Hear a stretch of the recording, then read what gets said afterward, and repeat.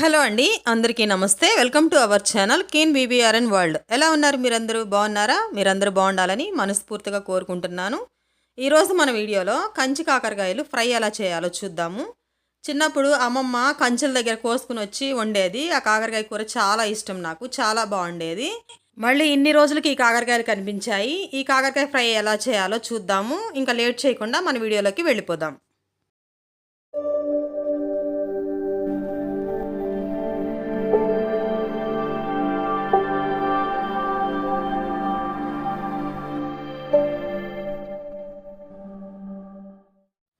ఈరోజు వాకింగ్కి వెళ్తూ ఉంటే ఈ కాకరకాయలు కనిపించాయి.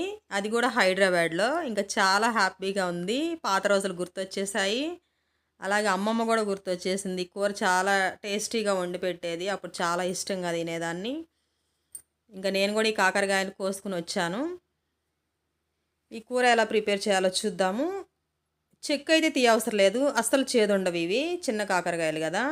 అటు ఇటు తలా తోక తీసేసి కడిగేసి ప్లేట్లోకి తీసుకుందాం. అది కాకుండా కాకరకాయలు చాలా హెల్దీ కూడాను. వీక్లీ 2 టైమ్స్ అయినా కాకరకాయ కూర తినాలి. ఇంకా చిన్న కాకరకాయలు ఫ్రెష్వి ఎంత బాగుంటుందో ఆరోగ్యానికి. మధ్యలో చిన్న ఘాటులాగా పెట్టి సాల్ట్ పెట్టుకోవాలి. అదే పెద్ద కాకరకాయలు అయితే ఉప్పు, కళ్ళుప్పు పెట్టుకోవాలి మధ్యలో అలా చీల్చి. పెద్ద కాకరకాయలు అయితే ఒక నైట్ మొత్తం అలా ఉండాలి. వాటర్ మొత్తం బయటకు వచ్చేస్తుంది మార్నింగ్కి. ఇవి చిన్న కాకరకాయలు కాబట్టి అప్పుడప్పుడే వండేసుకోవచ్చు. జస్ట్ అలా ఉప్పు పెట్టి 1 అవర్ పక్కన పెట్టి వండేద్దాము. ఇందులోకి మెయిన్గా కావాల్సిన కారపొడి ప్రిపేర్ చేసుకుందాం.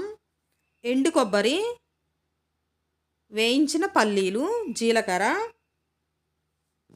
వెల్లుల్లి రెమ్మలు, ఎండుమిర్చి వేసి గ్రైండ్ చేసుకుందాం. ఫైన్ పౌడర్లా అయితే సరిపోతుంది, మరీ మెత్తగా వద్దు, కాస్త బరకగానే పౌడర్ చేసుకోవాలి. ఈ వీడియోలో చూపిస్తున్నట్లు గ్రైండ్ చేసుకోండి. ఇప్పుడు వీటికి 2 ఆనియన్స్ సన్నగా కట్ చేసుకున్నాను. అలాగే కొంచెం కరివేపాకు తీసుకోండి. స్టవ్ వెలిగించి బాండీ పెట్టి 2 గరిటెల ఆయిల్ వేసుకోండి. ఆయిల్ వేడయ్యాక ఈ చిన్న చిన్న కాకరకాయలు వేసి ఫ్రై చేద్దాం. ఒకసారి అటు ఇటు టర్న్ చేయండి.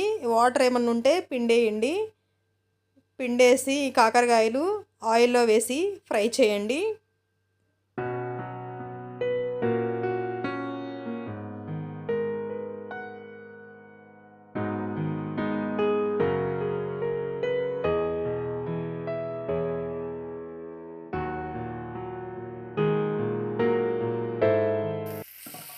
మధ్య మధ్యలో కలుపుతూ ఫ్రై చేయండి.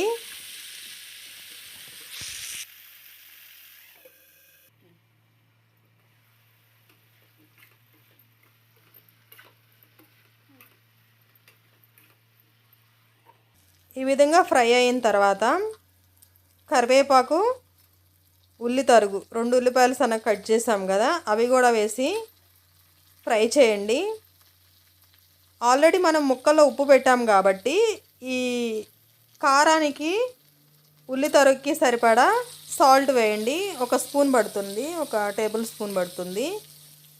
సాల్ట్ వేసి ఫ్రై చేయండి. ఈ విధంగా ఆనియన్ ముక్కలు, అలానే మన బుడ్డి కాకరకాయలు ఫ్రై అయిపోయిన తర్వాత పసుపు వేయండి. చిటికెడంత పసుపు వేసి ఫ్రై చేయండి. ఇంకా ఫైనల్గా మనం ముందే ప్రిపేర్ చేసి పెట్టుకున్న వెల్లుల్లి కారం కూడా వేసి ఫ్రై చేయండి. ఇంకా ఈ కాకరకాయ కూర వీధి చివరికి వెళ్తుంది మన గుమగుమలు, అంత బాగుంటుంది. ఈ కారపొడి వేయటం వల్లే కూరకి అంత టేస్ట్ వస్తుంది. పెద్ద కాకరకాయలైనా ఇదే ప్రొసీజర్లో చేయండి, చాలా టేస్టీగా ఉంటుంది. తినని పిల్లలు కూడా కాకరకాయ అంటే చేదు వద్దు అనేవాళ్ళు కూడా చాలా ఇష్టంగా తింటారు.